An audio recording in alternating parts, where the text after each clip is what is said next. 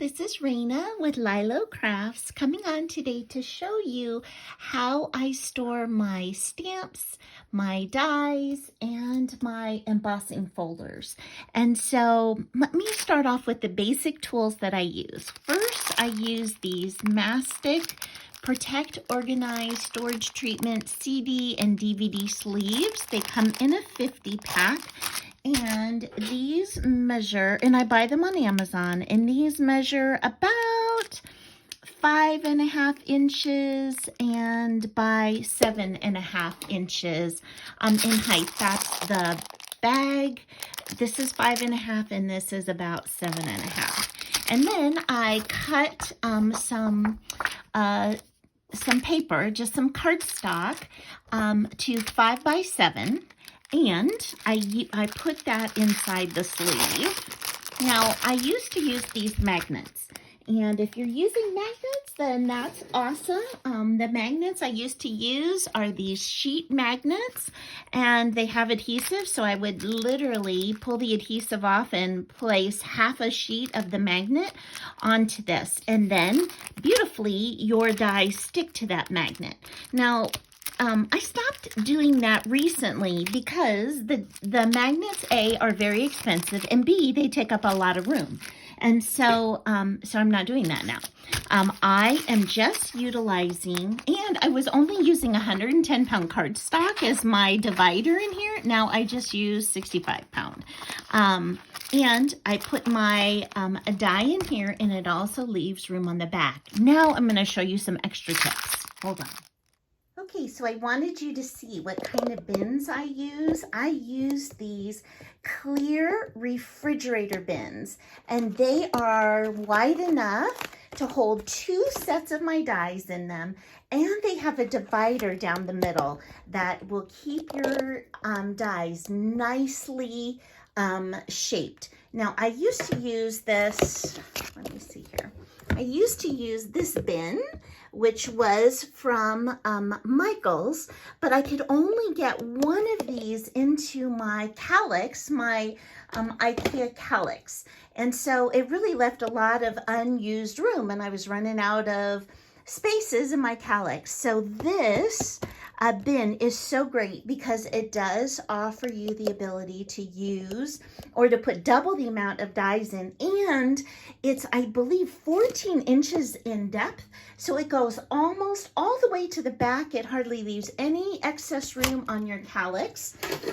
And let's see here, and it is about 12 inches in width. So really, really nice size. Now what I do is I make a tab and I laminate this. This is cardstock, and on it I use my little label maker to put what it is. So these are cutting dies that are shapes.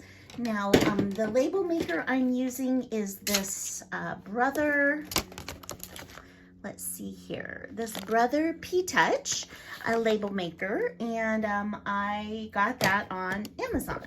And so you can see that I have alphabetized my dies by type. So the first one here is A, it's animals, and these are all the different kinds of animals that I have in the front and the back. If it comes with the label, so I know who made it, I am now saving those pieces. Okay, so these are, there's my B, and here it says B right here. I also want to show you, so for instance, here is a barn, and I kept this Global Land backing so I would know who the manufacturer is, and if I have any extra pieces left over from cutting it out, I save them so I don't necessarily have to cut them out all over again. For manufacturers that I've already done, I put the word, like here, this is a Coca Rosa apron die up here on the left. And this is a background swirl die, or can also look like cinnamon rolls, and this actually has the manufacturer's stuff with it. So, so that is how I store them, and I store them alphabetical, so that way if I have several dies of the same kind, I can see them all at once.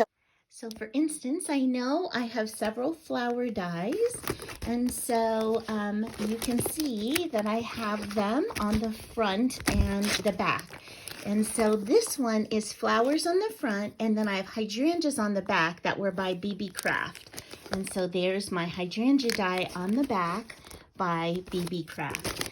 You can see I keep the same dies in the same sleeves. If I don't have two of that same die, I keep them in a separate sleeve. So if I have a typewriter and I only have one typewriter, I only have it on the front. I used to try to put something on the back, but then it messed up my alphabetizing. And so I don't do that anymore. Now my newest thing that I started doing is taking pictures of the item when I purchase it. So for instance, I bought these nesting stars a while ago and off AliExpress, and I took a picture of the screen of inspiration for how they did that. So I will have that. So I am taking little photos of the items and how they use those and placing those in the sleeves if the item doesn't already come with a picture. So I know, for instance, under these flowers, like this Spellbinders one already comes with a picture. So I just saved that like that. Now, for the larger dies that don't fit inside of these holders, what I have done is I've put them over here on the side. So I'm using this, for this one, I am using a Dollar Tree, what do you call it, little envelope that snaps closed here with the big dies. So I've got that one on the side, and other ones like this one here from Alina Craft, these heart dies that I recently hauled. They just fit in a bigger sleeve.